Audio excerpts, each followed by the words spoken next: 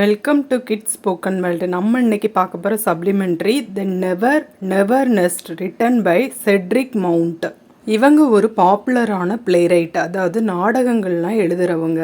இந்த சப்ளிமெண்ட்ரியும் ஒரு பிளே டைப்பில் தான் இருக்கும், ஒரு ட்ராமா டைப்பில் தான் இருக்கும். இந்த கதை எதை பற்றி இருக்குன்னு சொல்லிட்டு ஒரு ஷார்ட் சம்மரியாக பார்க்கலாம். இந்த பிளே நிறைய பேர் இன்ஸ்டால்மெண்ட்டில் நிறைய பொருட்களை வாங்குவாங்க, அதாவது தவணை முறையில் வாங்குவாங்கள்ல, அதை பற்றின கதை தான் இது. இதில் ஜாக் அண்ட் ஜில் அப்படிங்கிற ரெண்டு கேரக்டரை நம்ம பார்க்கலாம். இவங்க யாருன்னா ஹஸ்பண்ட் அண்ட் ஒய்ஃப். இவங்க ஏர்ன் பண்ணுற இன்கம் ரொம்ப கம்மி தான். ஆனாலும் இவங்க வீட்டில் கார் இருக்குது, மற்ற திங்ஸு, ஈவன் நிறைய ஆடம்பரமான பொருட்கள் எல்லாமே வீட்டில் வாங்கி வச்சுருக்குறாங்க. எல்லாமே இன்ஸ்டால்மெண்ட்டில் வாங்கியிருக்கிறாங்க. இவங்க பே பண்ணுற இன்ஸ்டால்மெண்ட் அமௌண்ட் இருக்குல்ல, அது இவங்க ஏர்ன் பண்ணுற இன்கம்மை விட 2 பவுண்ட்ஸ் அதிகமாக இருக்குது. அதாவது ஏர்ன் பண்ணுறதோடு அதிகமாக அவங்க இன்ஸ்டால்மெண்ட் பே பண்ணிகிட்டு இருக்கிறாங்க. ஒரு நாள் இவங்க வீட்டுக்கு அவங்க அத்தை வராங்க, அவங்களோட ஆண்ட். அவங்க பேர் என்னன்னா ஜேன். அவங்க இவங்களோட லைஃப் ஸ்டைலெல்லாம் பார்த்து ரொம்ப ஷாக் ஆகுறாங்க. சரி, ஏதாவது ஒரு ஹெல்ப் பண்ணலாம், எல்லா திங்ஸுமே இன்ஸ்டால்மெண்ட்டில் இருக்குது, ஸோ எதையாவது ஒரு கடனையாவது அடைக்கட்டும் அப்படின்னு நினச்சிட்டு ஒரு செக் கொடுக்குறாங்க. அந்த செக்கை வச்சு ஜாக்கும் ஜில்லும் எந்த கடனை பே பண்ணாங்கன்னு சொல்லிட்டு பார்க்கலாம். ஸ்டோரிக்குள்ளே போகலாமா? இந்த ஸ்டோரி எந்த பிளேஸில் பிகின் ஆகுதுன்னா, ஜாக் அண்ட் ஜில் அவங்க வீட்டில் தான் லான்ச்னா வரவேற்பறையில் பிகின் ஆகுது. அந்த லான்ச்சில் ஒரு டேபிள் இருக்குது, 2 சேர் இருக்குது. ஜாக் அண்ட் ஜில் அந்த லான்ச்சுக்குள்ளே என்டர் ஆகுறாங்க. அவங்க கூடவே அவங்களோட ஆண்ட் ஜேனும் வராங்க. ஸோ வீட்டுக்கு வந்ததும் ஜில் என்ன சொல்கிறாங்கன்னா, இதுதான் லான்ச், அதாவது இதுதான் வரவேற்பறை அப்படின்னு சொல்லிட்டு அவங்க ஆண்ட்டுக்கு சொல்கிறாங்க. உடனே அவங்க பார்த்தோன்னே ரொம்ப அழகாக இருக்குதே அப்படின்னு சொல்லிட்டு சொல்கிறாங்க. ஹாசி லிட்டில் ரூமாக இருக்குதுன்னு சொல்கிறாங்க. அதாவது ஒரு வசதியான ஒரு சின்ன ரூமாக இருக்குது, அழகாக இருக்குது, இங்கே உள்ள ஃபர்னிச்சர் கூட ரொம்ப ப்ரிட்டியாக இருக்குது அப்படின்னு சொல்லிட்டு ஆண்ட்டு சொல்கிறாங்க. ஜாக் என்ன சொல்கிறான்னா, இந்த ரூம் எங்களுக்கு ரொம்ப பிடிக்கும், ஏன்னா நாங்கள் இங்கே உட்காந்து தான் ரேடியோகிராம்லாம் கேட்போம் அப்படின்னு சொல்லிட்டு சொல்கிறாங்க. அதாவது ரேடியோவில் மியூசிக்லாம் கேட்போம்னு சொல்லிட்டு சொல்கிறாங்க. உடனே ஆண்ட் கேட்குறாங்க, உங்ககிட்ட ரேடியோகிராம் கூட காரும் இருக்குதா, பியானோ எல்லாமே வச்சுருக்கீங்களா அப்படின்னு சொல்லிட்டு கேட்குறாங்க. உடனே ஜாக் என்ன சொல்கிறான்னா, ஆமாம், இப்போல்லாம் எல்லார் வீட்லேயுமே ரேடியோ செட் இருக்குல்ல அப்படின்னு சொல்லிட்டு சொல்கிறாங்க. ஜில் அவங்க அத்தைட்ட என்ன சொல்கிறான்னா, ஜாக் பிஸ்னஸ் விஷயமா வெளியே போகிறப்பெல்லாம் இங்கே நான் கிச்சனில் ஒர்க் பண்ணிட்டு இருப்பேன், குக் பண்ணுறப்பெல்லாம் இந்த ரேடியோகிராமில் கேட்டுக்கிட்டே வேலை செய்வேன் அப்படின்னு சொல்லிட்டு சொல்கிறா.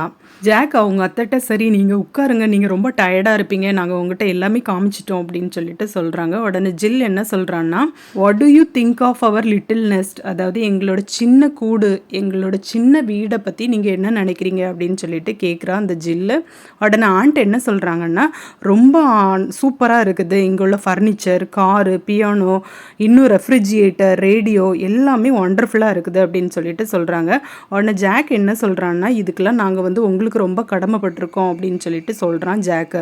உடனே ஆண்ட் என்ன சொல்கிறாங்கன்னா, அதுதான் எனக்கு கவலையாக இருக்குது அப்படின்னு சொல்லிட்டு சொல்கிறாங்க. உடனே ஜாக் என்ன கேட்குறாங்கன்னா, கவலையா எதுக்கு அப்படின்னு சொல்லிட்டு கேட்குறாங்க. உடனே அத்தை என்ன சொல்கிறாங்கன்னா, நான் உங்களோட மேரேஜுக்கு செக்கு கொடுத்தேன்ல, அதில் 200 பவுண்ட்ஸ் தானே எழுதியிருந்தேன், நான் ஒருவேளை தப்பாக 2000 பவுண்ட்ஸ்ன்னு எழுதி தந்துட்டேனோ அப்படின்னு சொல்லிட்டு கேட்குறாங்க. ஏன்னா இங்கே எல்லா திங்ஸுமே வாங்கியிருக்காங்கல்ல, அதனால கேட்குறாங்க. அதுக்கு ஜில் என்ன சொல்கிறான்னா, இல்லை அத்தை, நீங்கள் அப்படிலாம் எழுதலை, நீங்கள் அப்படிலாம் கவலைப்படாண்டா அப்படின்னு சொல்லிட்டு சொல்கிறா. உடனே ஆண்ட் என்ன சொல்கிறாங்கன்னா, சரி, அப்போது எனக்கு ஒன்று மட்டும்தான் புரியலை, இந்த வீடு பார்க்குறதுக்கு ரொம்ப லவ்லியாக இருக்குது, ஆனால் இதுக்கு வாடகை ரொம்ப அதிகமாக இருக்குமே அப்படின்னு சொல்லிட்டு கேட்குறாங்க. ஜாக் என்ன சொல்கிறான்னா, ரெண்டா, நாங்கள் ரெண்ட்டெல்லாம் பே பண்ணுறது கிடையாது, வாடகைவே நாங்கள் கொடுக்க தேவையில்லை அப்படின்னு சொல்லிட்டு சொல்கிறான். உடனே ஆண்ட்டு சொல்கிறாங்க, வாடகை நீங்கள் கொடுக்கலன்னா அப்போ நீங்கள் ஸ்ட்ரீட்டில் தானே போய் நிற்கணும், அதாவது வெளியே அனுப்பிடுவாங்கல்ல அப்படின்னு சொல்லிட்டு சொல்கிறாங்க. அப்படிலாம் நடக்கக்கூடாது, ஏன்னா உனக்கு ஒய்ஃப் இருக்கா, உன்னை நம்பி ஜில் இருக்கா, உனக்கு ஒரு குழந்தை இருக்குது, அதெல்லாம் நினச்சிப்பாரு அப்படின்னு சொல்லிட்டு சொல்கிறாங்க. உடனே ஜாக் என்ன சொல்கிறான்னா, இல்லை நீங்கள் அப்படிலாம் கவலைப்பட வேண்டாம், நம்ம ரெண்ட் தான் கொடுக்க வேண்டாம், அந்த வீடே நம்மளோடது தான் அப்படின்னு சொல்லிட்டு சொல்கிறான். உடனே அத்தை ரொம்ப ஷாக் ஆகுறாங்க, உங்களோடதா அப்படின்னு சொல்லிட்டு கேட்குறாங்க. உடனே ஜில் என்ன சொல்கிறான்னா, ஆமாம், நாங்கள் 10 பவுண்ட்ஸ் மட்டும்தான் கொடுத்தோம், இப்போ வீடு எங்களோடதாயிட்டு அப்படின்னு சொல்லிட்டு சொல்கிறா.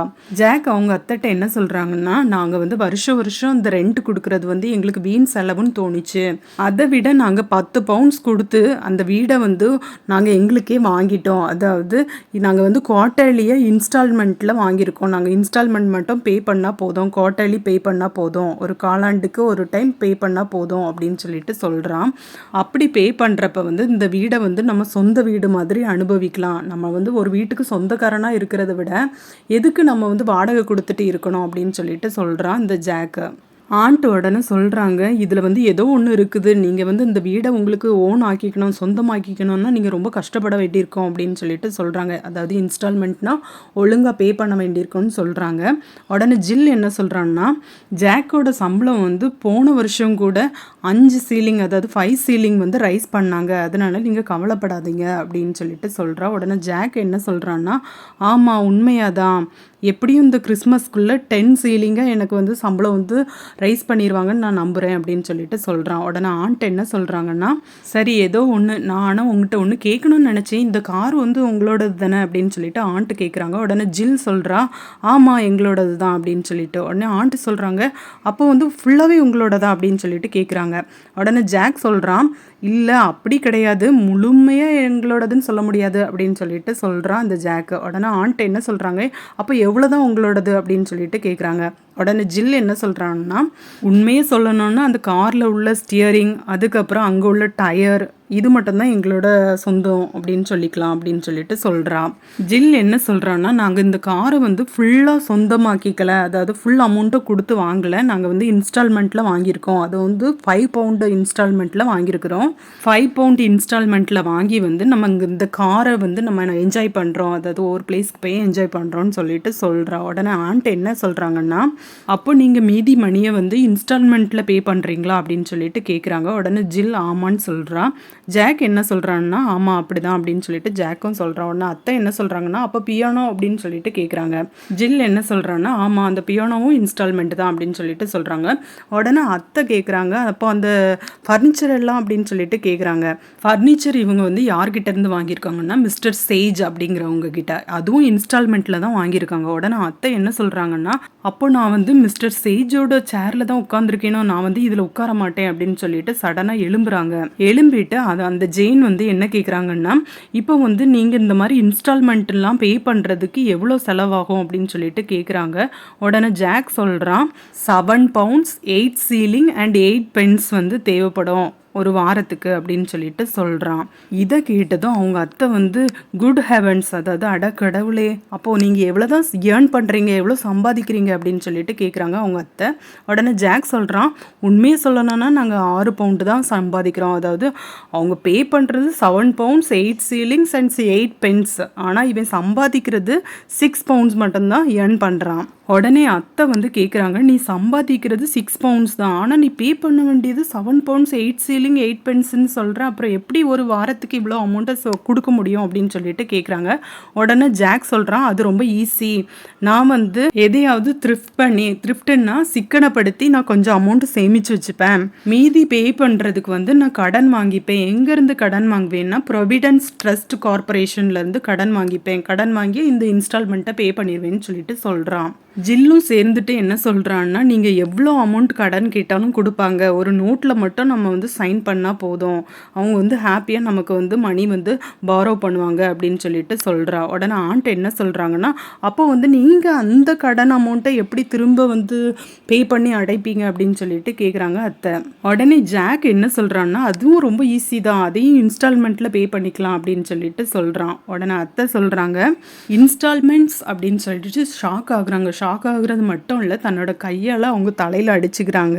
அப்படியே ஃபீல் பண்ணிகிட்டே அந்த சேரில் வந்து சாஞ்சு உட்காடுறாங்க. அதுக்கப்புறம் அவங்களுக்கு ஞாபகம் வந்துடுது, இந்த சேர் கூட சொந்த சேர் கிடையாதுல்ல, இது மிஸ்டர் சேஜோட சேர் தானே அப்படின்னு சொல்லிட்டு சடனாக எந்திரிச்சிடுறாங்க.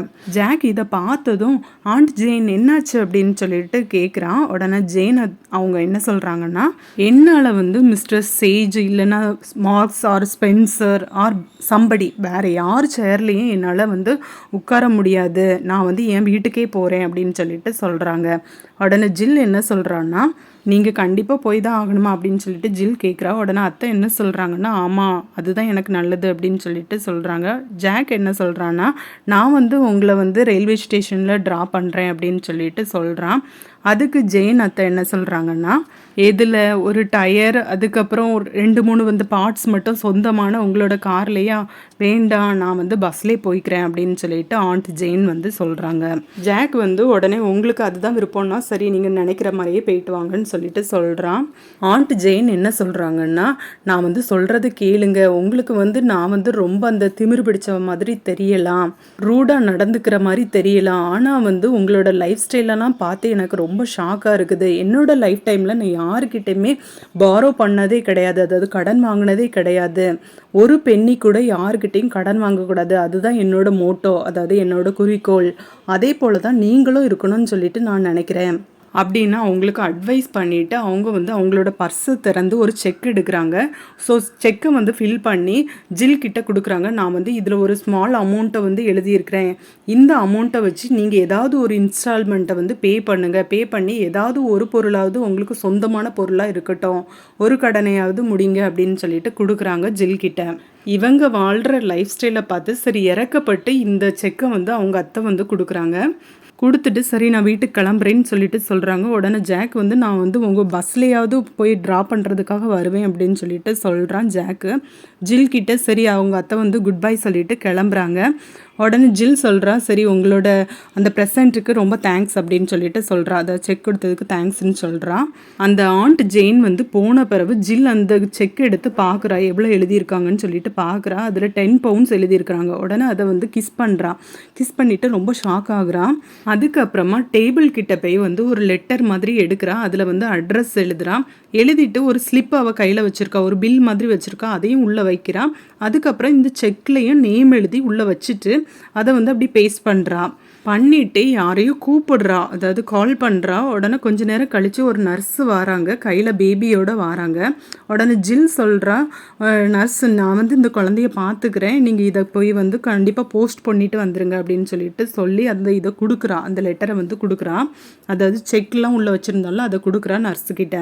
நர்ஸும் சரி ஓகே போஸ்ட் பண்ணிடுறேன்னு சொல்லிட்டு போயிடுறான். அதுக்கப்புறம் தான் ஜாக் வாரான். ஜாக் வந்தோடனே ஜில் கிட்ட கேட்குறான், ஆமாம் ஆண்ட் ஜெயின் வந்து போயிட்டாங்க, அவங்க வந்து ஒரு செக்கு கொடுத்தாங்கல்ல, எவ்வளோ எழுதியிருந்தாங்க அப்படின்னு சொல்லிட்டு ஜாக் கேட்குறான். உடனே ஜில் என்ன சொல்கிறான்னா, அதில் 10 பவுண்ட்ஸ் எழுதியிருந்தாங்க அப்படின்னு சொல்லிட்டு சொல்கிறா. உடனே ஜாக் சொல்கிறான், ஓ சரி சூப்பர் கிரேட், நம்ம வந்து அதை வச்சு நம்ம வந்து கார் கடனை வந்து முடிச்சிடலாம் அப்படின்னு சொல்லிட்டு சொல்கிறான். அதாவது ஒரு செகண்டில் கார் கடனை பே பண்ணிடலாம் அப்படின்னு சொல்லிட்டு ஜாக் சொல்கிறான். உடனே ஜில் என்ன சொல்கிறான்னா, இல்லை என்னால் அந்த கார் கடனை நம்மளால் அடைக்க முடியாதுன்னு சொல்லிட்டு சொல்கிறான். உடனே ஏன்ட்டு ஜாக் கேட்குறான்.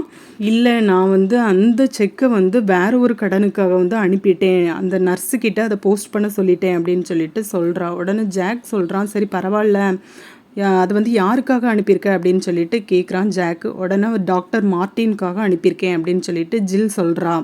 ஜாக் கேட்குறான், எது வந்து ஒன்றை இப்படி செய்ய தோண்டிச்சு அப்படின்னு சொல்லிட்டு கேட்குறான். உடனே ஜில் சொல்கிறான், நான் இப்போ சொன்னால் நீ ரொம்ப கோவப்படுவ அப்படின்னு சொல்லிட்டு சொல்கிறா. ஆனால் ஜாக் சொல்கிறான், நான் கோவம்லாம் படமாட்டேன், ஆனால் டாக்டருக்கு வந்து ஒரு குட் மணியை ஒரு நல்ல ஒரு அமௌண்ட்டை எதுக்கு வேஸ்ட் பண்ண அப்படின்னு சொல்லிட்டு கேட்குறான் ஜாக்கு. உடனே ஜில் என்ன சொல்கிறான்னா, அப்படி அழுதுகிட்டே சொல்கிறா, உன்னால் புரிஞ்சிக்க முடியாது, யூ டோன்ட் அண்டர்ஸ்டாண்ட் அப்படின்னு சொல்லிட்டு ஜில் சொல்கிறா. உடனே ஜாக் சொல்கிறான், எதை புரிஞ்சுக்கணும், அண்டர்ஸ்டாண்ட் வாட் அப்படின்னு சொல்லிட்டு கேட்குறான். அதுக்கு ஜில் என்ன சொல்கிறான்னா, இன்னும் ஒரே ஒரு இன்ஸ்டால்மெண்ட் தான், 1 more instalment and babies really ours. So ஒரே ஒரு இன்ஸ்டால்மெண்ட் பே பண்ணிட்டேன்னா அந்த குழந்தை வந்து நம்மளோடதாயிரும் அப்படின்னு சொல்லிட்டு சொல்கிறா. இதோட இந்த பிளே எண்ட் ஆகுது. அப்படி எண்ட் ஆகுறப்ப வந்து அதாவது கர்டைன் வந்து ஃபால் ஆகுறப்ப கையில் வந்து ஒரு குழந்தையோட அவள் வந்து உட்காந்துருக்கா அந்த ஜில். இதோட இந்த ஸ்டோரி எண்ட் ஆகுது. இந்த ஸ்டோரி உங்களுக்கு நல்லா தெளிவாக புரிஞ்சிருக்கும்னு நம்புகிறேன். அதாவது ஜாக் அண்ட் ஜில் வந்து எல்லா பொருளையுமே இன்ஸ்டால்மெண்ட்டில் வாங்கினாங்க, ஈவன் குழந்தைய கூட இன்ஸ்டால்மெண்ட்டில் வாங்கியிருக்கிறாங்க. இதுதான் இந்த ஸ்டோரி. உங்களுக்கு இந்த வீடியோ யூஸ்ஃபுல்லாக இருந்துச்சுன்னா என்னோடய சேனலை லைக் பண்ணுங்கள், ஷேர் பண்ணுங்கள் அண்ட் சப்ஸ்கிரைப் பண்ணுங்கள். தேங்க்யூ.